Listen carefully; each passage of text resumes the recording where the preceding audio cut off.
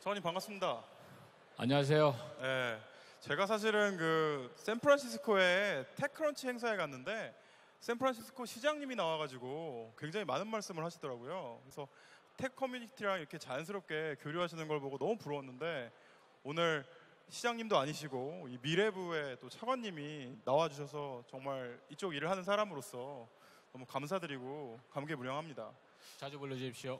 예, 자주 좋은 자리 만들고 모시도록 하겠습니다.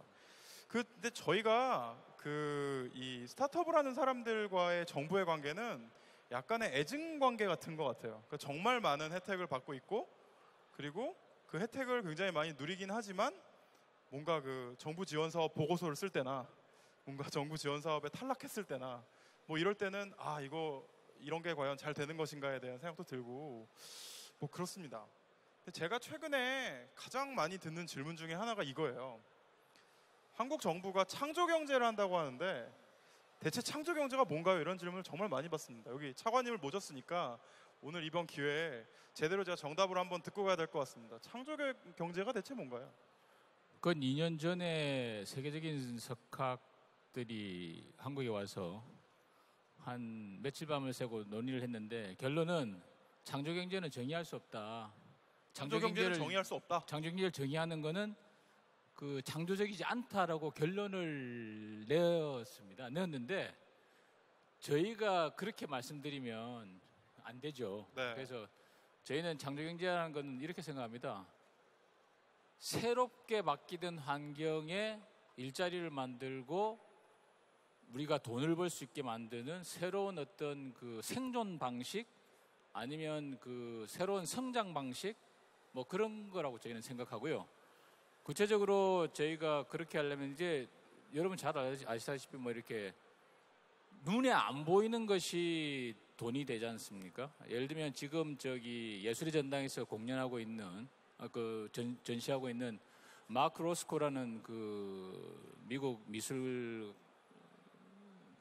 작가 작품을 보시면 그냥 네모 두 개로 이렇게 위에는 자주색 밑에는 까만색입니다. 그런데 그 작품을 보고 뭐 울고 웃고 하는 분들이 있다는 거거든요. 그러니까 과거에는 산업화 시대 때는 이게 뭐가 딱 구체적으로 보이는 게 있지만 지금 시대에는 그런 것들이 없다. 그러면 구체적으로 고속도로, 철도 이런 것들이 있지만 지금은 그런 것이 아니고 다 아이디어와 창의와 상상력이다. 그런 것들이 돈이 되는 시대다. 그러면 정부가 어떻게 할 건가? 정부로서는 특정한 산업을 타겟하는 것보다는 그런 분들이 창의력과 상상력을 가진 분들이 창업을 할 수 있게 하고 새로운 변화를 일으키게 하고 그런 생태계를 만드는 것이 훨씬 더 중요하다. 그리고 그분들이 어려운 걸 도와주는 게 중요하다. 그런 쪽에 포커스를 두고 하는 것입니다. 굉장히 길게 말씀을 해주셨는데 저희가 이제 그 스타트업들이 피칭을 할 때 제가 굉장히 이제 항상 독하게 나쁜 사람처럼 하는 말이 뭐 하는 건지 잘 모르겠으니까 15초 내에 정리해서 알려주세요. 이런 얘기 되게 많이 하거든요. 긴 얘기는 잘 들었는데 아직도 전 잘 모르겠거든요. 15초 내에 창조경제를 정의해야 한다면 뭘까요? 창조경제는? 새로운 일자리 만들기, 새로운 성장하기, 새로운 돈 벌기 방식입니다. 새로운? 네, 알겠습니다. 여러분들도 이해가 깊어지셨을 거라 생각하고요. 그럼 대충 창조경제는 뭔지 알겠는데 미래부는 또 뭐 하는 부서인가요? 미래창조학부는 여러분도 알다시피 2년 전에 이제 새롭게 출범한 부서고 그 부서는 여러분과 똑같이 스타트업 부서입니다. 2년밖에 안 됐는데 CEO가 한 번 바뀌었고 COO는 한 2번 정도 바뀌었습니다. 그래서 그만큼 변화가 많은 부서고 여러 가지 새로운 걸 노력을 많이 합니다. 근데 많은 분들이 밖에서 보시기에는 이게 뭐 성과가 있냐. 근데 스타트업 하시는 분한테 1년, 2년 한 분한테 가서 너 성과가 뭐야? 이익 나? 이렇게 여쭤보시면 굉장히 뜨아하시잖아요. 그러니까 그런 거와 똑같이 저희는 그런 것들 기본으로 까고 있는데 하여튼 좀 굉장히 새롭게 좀 해보자는 것이고 미래 창조라는 것은 이제 여러분 잘 알다시피 미래를 가장 잘 예측하는 방법이 미래를 창조하는 방법이거든요. 제가 지난번에 구글 캠퍼스 서울을 가봤더니 마지막에 나오는 거기에다가 영어로 그렇게 적어놨더라고요. 근데 그게 미래창조과학부가 해야 될 일이다. 그렇게 생각합니다. 좀 스트레이트하게 질문을 드리면 미래창조과학부가 하는 업무 중에 스타트업과 관련된 업무가 몇 퍼센트 정도일까요? 스타트업과 직접적으로 관련되는 그 업무는 주로 이제 ICT 쪽하고 그 다음에 그 우리 연구계 그 과학기술을 연구 성과를 사업하는 쪽, 연구소 기업 지원하는 쪽 이런 쪽이 쪽으로 많고요. 나머지 부분에 대해서는 전부 다 스타트업을 간접적으로 하기 위한 과학기술과 정보통신에 대한 기술을 이렇게 개발하고 연구 개발하는 쪽이 많이 되겠습니다. 사실은 이 미래부가 스타트업이라고 말씀을 하셨는데 스타트업 치고는 규모가 굉장히 크거든요. 그러니까 다른 부서에서는 차관님은 다 당연히 한 분만 계신데 미래창조과학부에는 1차관님 계시고 2차관님이 또 계세요. 그러니까 차관이 2개나 있는 일 어떻게 보면 저희가 보기에는 공룡부서처럼 보이는데 맞습니다. 왜 이렇게 그 차관도 2분이나 있으시고 큰가요? 그러니까 이렇게 보시면 됩니다. 그러니까 저는 창조경제하고 과학기술 담당하고 그 다음 2차관께서는 정보통신 분야를 담당을 하십니다. 근데 이게 어떤 의미에서 보면 이렇게 여러 군데서 모여서 만들어진 부처입니다. 그래서 제가 작년 7월 달에 저는 이제 기본적으로 과학기술하고 이렇게 이쪽은 잘 아시다시피 저는 이제 주로 재정, 예산, 금융 이런 쪽으로 많이 한 공무원인데 여기 와서 이제 새롭게 그런 일을 하는 것은 중요한 것은 그러한 부분을 갖다가 모아서 융합하고 같이 일하는 방식을 바꾸고 하는 그런 노력을 통해서 하는 것인데 어차피 공적인 조직이기 때문에 그 변화의 속도는 여러분들이 느끼시는 것보다 일반 스타트업보다는 굉장히 느리다. 그렇지만 방향은 바르게 가야 되겠다는 생각을 하고 있습니다. 그러면 지금 1차관님이 가장 고민하시는 일은 뭔가요? 1차관이 제일 고민하는 것은요. 정말 저희가 작년 연말에 우리 미래창조과학부 워크숍을 할 때 주제가 중국의 대두였습니다. 근데 뭐 일반 기업들은 다들 이제 중국의 대두에 대해서 굉장히 나름대로 준비를 하고 있었지만 정부 조직으로서 미래창조과학부가 우리 미래를 내다봤을 때 중국의 대두라는 것은 너무나 큰 화두입니다. 그래서 우리 어떤 산업이나 기업의 생태계를 전반적으로 다 디스럽션 할 수 있는 그런 파워를 갖고 있기 때문에 그런 부분에 대해서 저희가 어떻게 대응하고 어떻게 공존할 수 있을지에 대한 고민, 그런 것들이 제일 큰 고민이고요. 그 다음에 사람들은 어렵다고 생각합니다만 실리콘밸리와 같은 세계 최고나 어떤 뭐 아시아 최고의 창업 생태계를 한국에서 구현할 수 있을까? 그렇게 하려면 뭘 해야 되나? 그런 부분에 많이 고민하고 있습니다. 지금 중국의 대두와 창업 생태계 말씀을 하셨는데 차관님이 보시기에 이제 우리나라 스타트업들이 그동안 굉장히 이제 어려운 환경에서도 성장을 많이 했는데 대략 점수를 매기자면 지금 몇 점 정도로 생각하세요? 이 창업 생태계를 봤을 때 생태계 전반적으로? 저는 지금 아직 9개월밖에 안 됐습니다. 이 스타트업 한지. 예. 그러니까 저한테 평가라는 것은 좀 그렇고요. 다만 창업 생태계가 작년 말부터 올해 들어와서 굉장히 좀 꿈틀꿈틀 거린다고 여러분들이 말씀하시고 전문가들이 그렇게 평가를 하십니다. 그래서 저는 그런 생태계의 어떤 가 좀 더 빠른 시간 내에 되기를 바라는데 점수는 뭐 그렇게 현재는 좀 초기 단계다 이렇게 보겠습니다. 초기 단계. 그 초기 단계의 창업 생태계가 굉장히 사실은 작년 올해 굉장히 빠른 속도로 이제 말씀하신 표현을 빌면 꿈틀거리기 시작했는데 그 꿈틀거린 저변에는 제가 보기에는 정부의 여러 가지 지원들이 있었다고 생각을 합니다. 우리 장관님이 차관님이 뽑으시기에 뽑으시기에 대한민국 정부의 그런 스타트업 지원 사업 중에 뭐 손꼽을 만한 사례가 있으면 좀 소개해 주시면 좋을 것 같습니다. 지금 제가 오늘 아침에도 이제 대전 창조경제혁신센터에서 이제 관련되는 기관들하고 회의를 하고 왔습니다만 저희가 창업 그다음에 관련되는 정부가 제공하는 프로그램이 한 200개 정도 돼요. 근데 지자체까지 다 합하면 그보다 훨씬 더 많은 게 돼서 저는 그 모든 사업이 다 성공했다고는 보지 않습니다. 그래서 대표적인 사람은 잘 아시다시피 유 대표님 잘 아시는 뭐 중기청에서 팁스인데 결국은 정부가 주도하는 사업보다는 민간이 주도하고 소위 말해서 정부가 후원하고 서포트하는 그런 식의 방식, 시장이 선도하는 방식, 민간이 선도하는 방식 그런 프로그램들이 굉장히 성공적이었다. 저는 그렇게 생각하고 앞으로 저희 정부나 지방자치단체의 창업이나 스타트업이나 벤처나 관련되는 여러 가지 프로그램을 그런 방향으로 좀 전환할 수 있도록 그렇게 저희가 노력을 해보려고 합니다. 아까 민간과 정부에 대해서 말씀을 하셨는데 좀 시니컬한 말씀을 하시는 분들은 이런 말씀을 또 많이 하세요. 뭐 실리콘밸리가 미국 정부가 지원해서 캘리포니아 주정부가 지원해서 만들어졌냐. 나 민간에서 돈이 되는 기술을 찾고 투자를 하다 보니까 만들어진 거 아니냐. 그래서 한국에 예를 들면 벤처 캐피탈들이 절반 정도의 LP 펀드를 정부에서 매칭으로 지원받고, 그다음에 팁스 같은 경우에는 뭐 7배나 되는 지원금을 받고, 그다음에 창조경제 혁신센터를 이렇게 뭐 큰 기업들이 만들고 하는 것들이 오히려 민간에서 자생적인 생태계를 만드는데 독이 되는 거 아니냐는 얘기를 굉장히 많이 하시거든요. 이건 어떻게 생각하세요? 서울과 같은 소위 말해서 이런 그 어떤 의미에서는 글로벌된, 우리나라에서 제일 글로벌된 도시의 측면에서 보면 우리 유리 대표님 말씀이 맞을 수가 있어요. 예를 들면 지금 강남에서 여러분 보듯이 마루 180이라든지 뭐 D캠프라든지 그다음에 구글 캠퍼스 여러 가지 창업기관들이 들어서고 있고 창업 보육기관들이 들어서고 있고 그런 부분을 활용해서 이제 창업 생태계가 만들어지고 있고 특히 이제 판교 같은 데가 뭐 IT 어떤 저기 중견기업들이 다 이제 생태계가 만들어질 수가 있는데 저희 지방을 보면 그렇게는 이야기할 수가 없습니다. 굉장히 이건 그 서울과 수도권과 비수도권의 어떤 큰 차이가 있기 때문에 그렇지만 비수도권에도 우리와 같이 똑같이 상상력과 창의를 갖고 있는 그 친구들이 있거든요.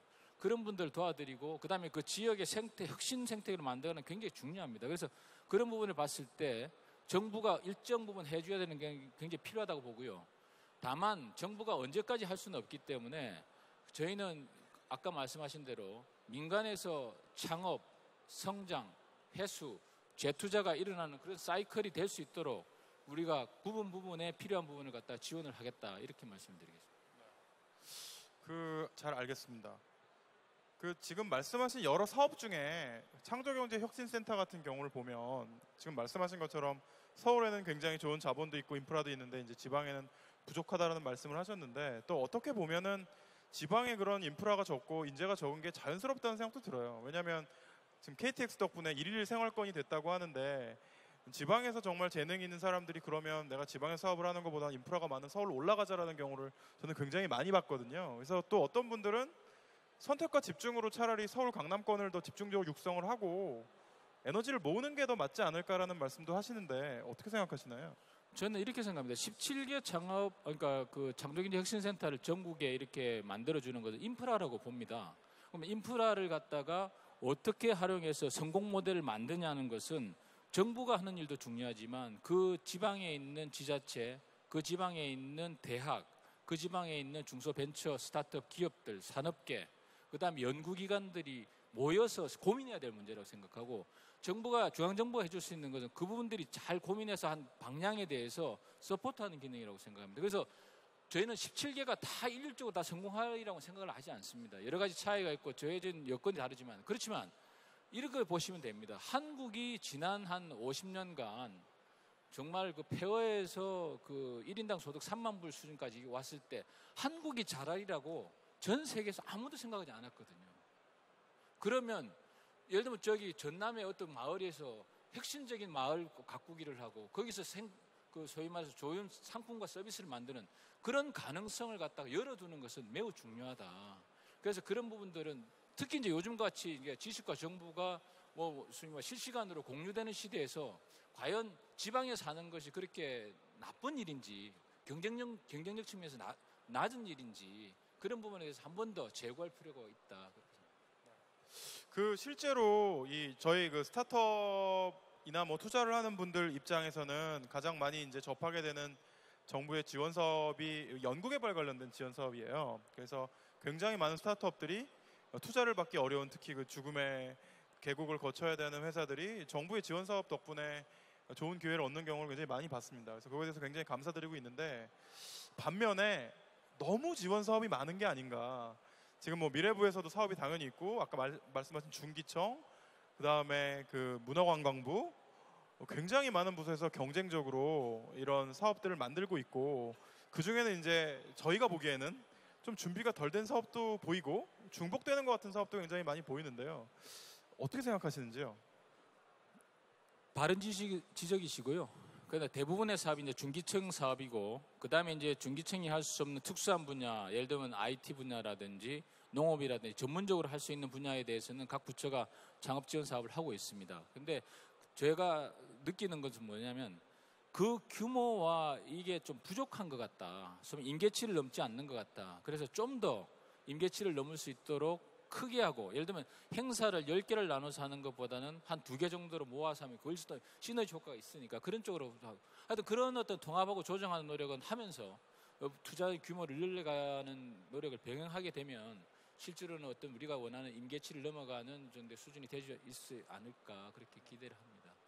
그 스타트업 입장에서는 이런 말씀을 많이 듣거든요. 창구가 딱 하나만 있었으면 좋겠다.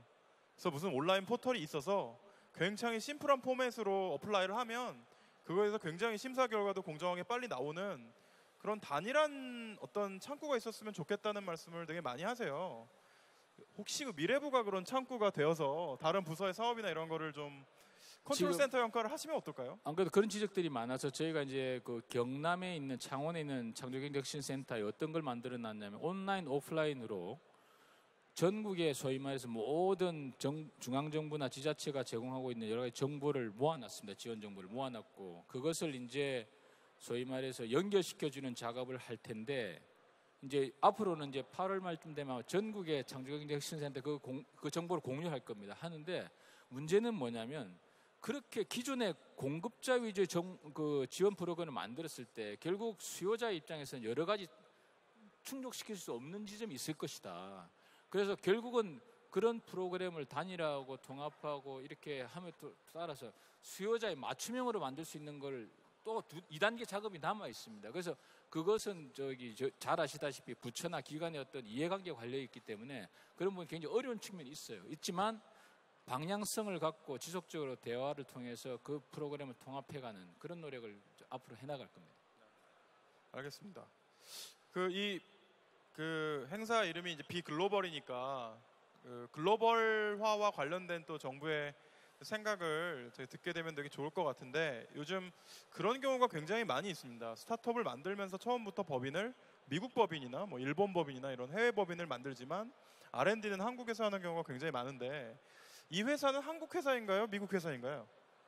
글로벌 회사입니다. 아, 글로벌 회사. 그럼 대한민국 정부는 이런 글로벌 회사를 지원하실 용의가 있으신 건가요? 저는 용의가 있습니다. 왜냐하면 지금 어차피 말씀하신 대로 한국 기업이라고 해서 지금 이제 예를 들면 삼성이 한국 기업입니까? 그렇죠. 주주 대부분이 외국인이죠. 주주 대부분 외국인이고, 또 뭐 만약에 삼성이 투자자들이 원하는 소위 수익률을 못 올려주면 반드시 뭐 그렇죠. 또 팔고 나가야 되는 그런 문제가 있잖아요. 그러니까 지금 이 시점에서 한국 기업이니 뭐 하는 건 중요한, 다만 그런 건 있습니다. 옛날에 그 과학기술에 유명하신 분이 과학기술에는 국경이 없지만 과학기술자에는 국경이 있다, 이런 말이 있습니다. 그러니까 결국은 우리가 그 한국 정부의 아니면 한국 국민의 어떤 세금으로 이렇게 지원하게 되면 결국은 한국 경제나 한국 사회, 한국 국민들한테 도움이 되는 것이어야 됩니다. 근데 그 도움을 줄 수 있는 사람이 꼭 한국인이어야 되느냐, 한국 기업이어야 되냐, 그건 아니라고 봅니다. 하지만 아직은 이제 한국 정부의 과제나 이런 걸 봤을 때 대표이사의 국적이나 외국인 지분율이나 아니면 너무 당연하다고 생각하지만 기업 자체가 한국 법인이냐 외국 법인이냐를 항상 꼼꼼하게 보시잖아요. 그럼 이런 거에 있어서의 어떤 변화도 기대할 수 있을까요? 예, 그런 부분은 법무부라든지 여러 가지 그 관련되는 부처와 협의를 해나가야 될 것이고, 결국은 우리가 아까 제가 중국의 대도의 문제가 굉장히 고민하고 있다고 그러는데, 결국 그 어떤 그런 글로벌 시장과 어떻게 공존할 수 있게 우리가 시스템을 만들어야 되느냐 하는 문제입니다. 그것이. 그게 단순히 뭐 법인의 어떤 그 국정 문제뿐만 아니고 여러 가지 영업 행위를 함에 있어도 그런 문제가 다 걸리거든요. 그래서 그런 문제에 대해서 우리가 하루 빨리 조금 그 아시아의 허브로 거기 위해서는 그런 부분에 대해서 좀 더 개방적으로 혁신적으로 대응할 필요가 있겠다는 저는 생각을 갖고 있습니다. 그런 면에서 또 하나 제가 제 개인적으로 찾은 기회 중에 하나를 말씀드리면, 이건 굉장히 슬픈 얘기일 수도 있는데, 대한민국 이공계 대학원이 지탱되고 있는 이유 중에 하나가 사실 유학생이거든요. 중국이나 동남아나 동유럽에서 온 유학생들이 굉장히 많은 활약을 하고 있는데, 이 친구들이 스타트업을 창업하는 건 당연히 굉장히 힘들고 스타트업에 들어가는 것조차도 굉장히 힘들어서 좋은 기회들을 두고 자기네 고향으로 돌아가는 걸 되게 많이 봤습니다. 그래서 이런 것과 관련된 굉장히 특단의 조치로서 뭐 굉장히 강력한 뭐 창업 비자라든가 취업 비자라든가 이런 거를 발급을 해주면 글로벌한 인재들이 서울에 모여서 어떤 글로벌 R&D 센터가 되는 효과를 낼 수 있을 것 같은데 이런 거가 미래부가 총대를 메고 하실 일이 아닐까 하는 생각이 들거든요. 어떻게 생각하시나요? 제기하겠습니다. 그 부분에 대해서. 네, 감사합니다. 짧고 시원하게 답변을 해주셔서. 그럼 끝으로 그 아주 기본적인 거에 대한 그 생각을 듣고 싶은데요. 이렇게 환경이 굉장히 좋아지곤 있는데 아직도 제가 대학 같은 데 가서 강연을 해보면 스타트업에 관심 있고 하고 싶다는 학생들은 5%도 안 되는 것 같아요. 그러니까 기본적으로 그 학생들의 부모님 세대가 IMF를 겪으시고 또 실업도 많이 하셔서 뭔가 사업을 하는 거는 망하는 지름길이다, 실패하는 거다라는 생각들이 굉장히 강하신데 민간하고 정부가 같이 좀 이런 생각을 바꿀 수 있는 일을 할 수는 없을까요? 제가 30년 공무원 생활한 사람이 뭐 이렇게 젊은 분들한테 창업하라고 이야기하면 굉장히 제가 미안한 이야기죠. 차관님이 창업을 하시면 되겠네요. 그래서 제가 말씀드린 겁니다. 제가 지난 7월 말에서 이제 미래창조과학부 와서 여러분들만 뵙고 스타트업 하시는 분들, 어렵게 하시는 분들 뵙고 하는데 저도 창업을 해야 되겠다는 생각이 듭니다. 예. 아이디어가 없을 나름입니다. 아이디어만 있으면 제가 창업을 할 생각을 용인도 있고요. 아이디어는 제가 드릴 수도 있습니다. 그래요? 그래, 알겠습니다. 그래서 좀 용인은 있고. 다만 그렇게까지 바뀐 것만 해도 굉장히 큰 변화거든요. 저 자신 굉장히 큰 변화이기 때문에 그래서 이제 저는 기본적으로 하여튼 창업이 어렵고 힘든 게 아니고 창업이 재미있고 즐거운 거다. 또 이렇게 누가 말씀하시다시피 저희가 그 한 80세, 90세까지 이렇게 살아야 되는 것 같으면 일생 중에 한 번은 창업을 할 수밖에 없을 것 같다. 지금 뭐 연금도 자꾸 깎이고 하는데 그래서 창업을 할 수밖에 없다. 그러면 창업을 빨리 하는 게 좋겠다 하는 겁니다. 그래서 창업은 이제 뭐 선택의 문제가 아니고 필연의 문제고 국가 정책 전체적으로 봐서도 창업 기업이 굉장히 그 국민 경제에 미치는 영향이 과거보다는 훨씬 더 커진다. 그리고 그렇게 할 수 있도록 개인과 창업 기업, 벤처나 스타트업의 그런 기술력과 그런 인재의 어떤 힘이 있다. 그렇게 봤을 때 이 뭐 창업을 한다는 건 너무나 당연한 일인 것이고 제가 혹시 나중에 그 여러분들 뭐 창업보육지원센터나 뭐 마루 혹시라도 디캠프 옆자리에 앉아서 이렇게 뭐 자판을 두들기라도 좀 스타트업 선배들한테 뭘 여쭤봐도 좀 핀잔 주지 마시고 이렇게 좀 자상하게 설명해 주셨으면 좋겠다는 생각. 네, 저도 뭐 좋은 인프라가 꼭 만들어졌으면 좋겠습니다. 이런 질문거리가 하나 생각이 나는데 사실 창조경제라는 화두가 이번 정부에서 굉장히 중요한 화두였잖아요. 그래서 이런 걱정을 하시는 분들이 있습니다. 이 창조경제에 정부가 들이는 노력이 시한부가 아닐까. 그러니까 예를 들면 이번 정권까지 가는 게 아닐까. 그래서 이런 설이 돌고 있습니다. 피크가 2016년이다. 2016년 이후에는 다음 정권으로 바뀌게 되는 거에 다들 신경을 쓰면서 이런 정부 사업이 집중되지 않을 것이다. 뭐 이런 그런 위기론도 돌고 있는데 질문을 좀 두 가지로 드릴게요. 하나는 과연 이 창조경제 화두가 영속할 것인가에 대한 질문이 있고요. 또 하나는 정권과 무관하게 이런 굉장히 국가의 어떤 큰 근간이 될 만한 정책이 계속 유지될 수 있는 방법은 뭘까? 이 두 개에 대해서 좀 의견을 주셨으면 좋겠습니다. 정말 놀라운 일인데 그거를 정권의 문제로 본다 이렇게 하면 정말 전 세계 지금 흘러가고 있는 흐름을 정말 모르고 있는 것이라고 저는 생각을 하고요. 여러분이 중국을 가봐도 그렇고 미국을 가봐도 그렇고 제가 유럽을 가봐도 전부 다 창업 이야기합니다. 창업 이야기하고 다 창업이라는 게 뭐냐면 창조적인 사업을 하는 것이다. 창조적인 기업을 만드는 것이다. 창의력과 상상력이 바탕을 두는 기업을 만드는 것이 경제에 도움이 된다는 것은 그게 어떠한 구호와 어떠한 전략과 어떠한 소위 말 슬로건을 갖고 가더라도 전략을 갖고 가더라도 결국은 다 그 요소는 똑같은 것이다. 결국 앞으로의 세계는 창업과 혁신, 개방을 통해서 이루어질 수밖에 없는 것이다.